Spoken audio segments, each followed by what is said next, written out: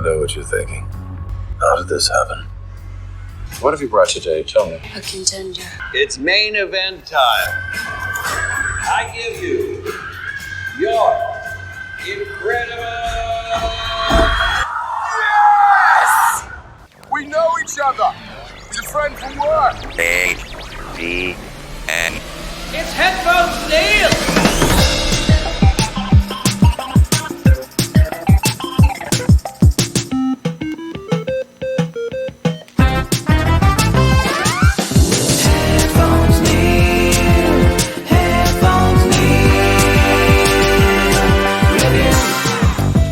What's up guys, Headphones Neil here, back with a quick review of the Thor trilogy as seen in the Marvel Cinematic Universe.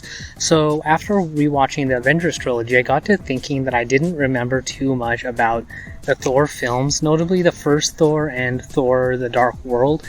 I did remember enough of Ragnarok just because it's the most recent film.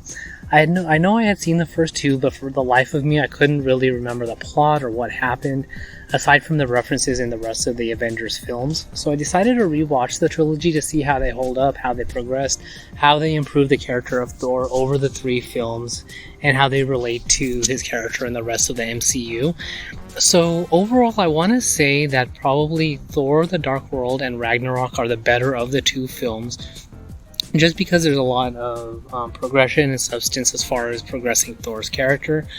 Not to say that the first one was bad, but it was a little too on the lighthearted side of things. So I want to say that it was early on in the MCU where they were still trying to mix the balance of getting people in to see the films and where they wanted to go with the MCU. So it's kind of like a test run where, for example, Hulk or Incredible Hulk was the alpha film, and then Thor and Iron Man 1 are kind of the beta and initial release films, and then the rest of the MCU kicks into gear after that because Marvel is able to figure out exactly what they want to do with the films.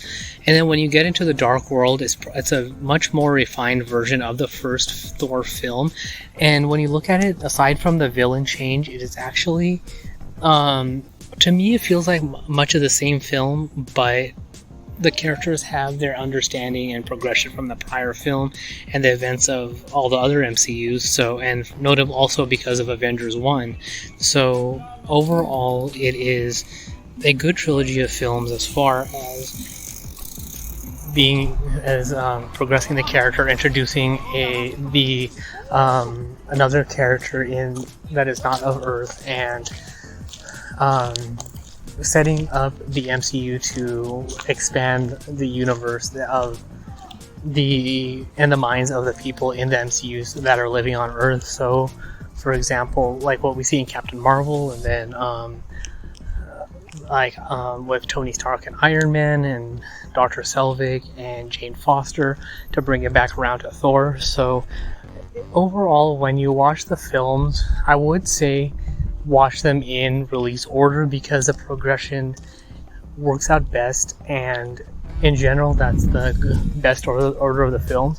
When you do watch them in that order though, Ragnarok kind of stands out as being markedly different of the films. It feels a little bit more over the top and excitable, but when you do watch it, you'll also see that it is the perfect blending of the first two films, where the first Thor was overly on the bright and fun side. You see Thor being still on the kind of immature courting war side of things, as he says in one of the Avengers films. And then Thor the Dark World is more on the dark side.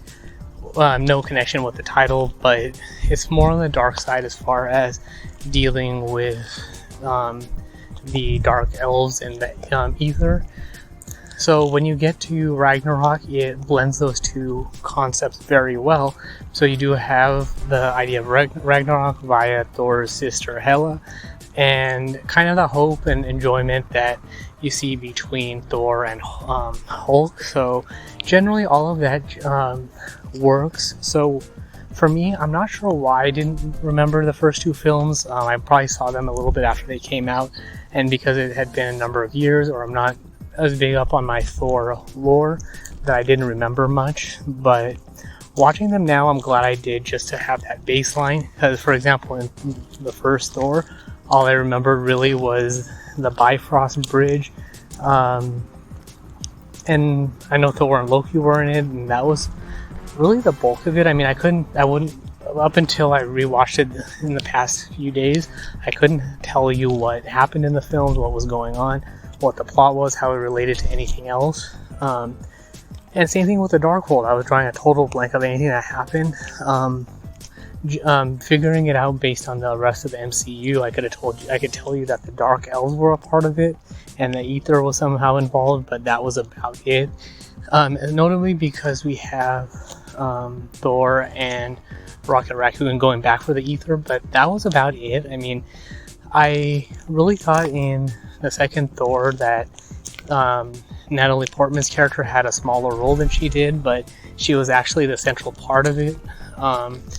And that she wasn't in the third film made a marked change in the film. So overall, when you do watch them, be prepared for that change. But essentially, Thor Ragnarok provides the ultimate version of the film in the trilogy, just because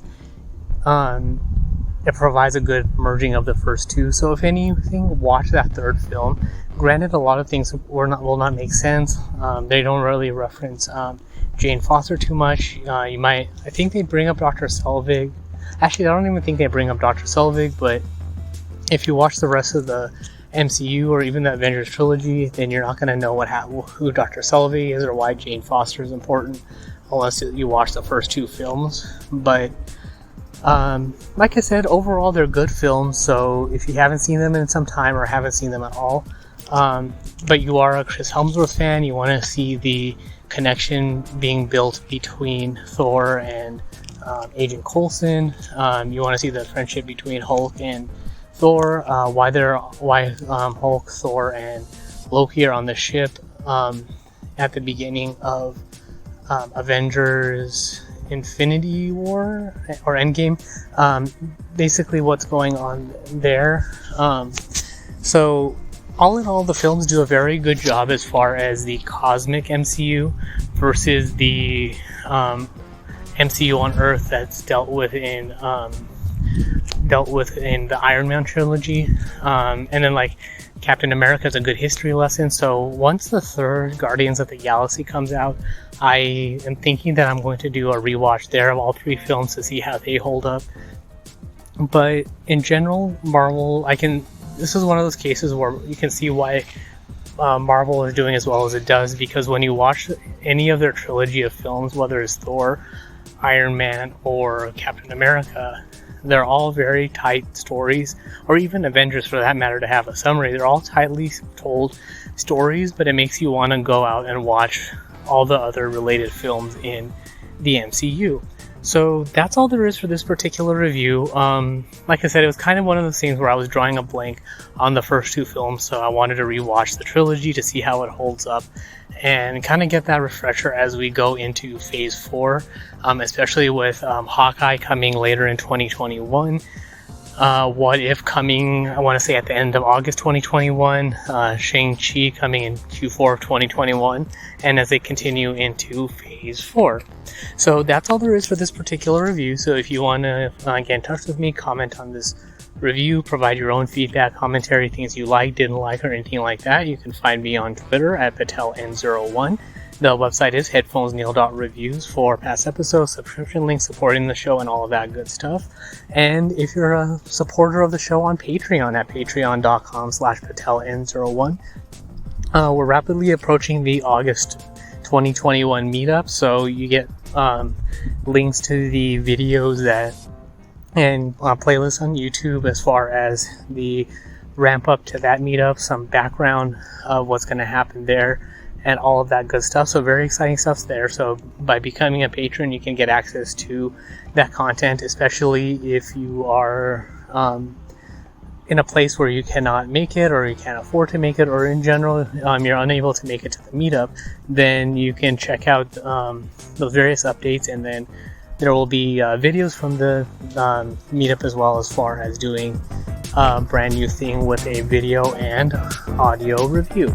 So that again, that's patreon.com/PatelN01. But thanks for tuning into this particular episode, and until next time.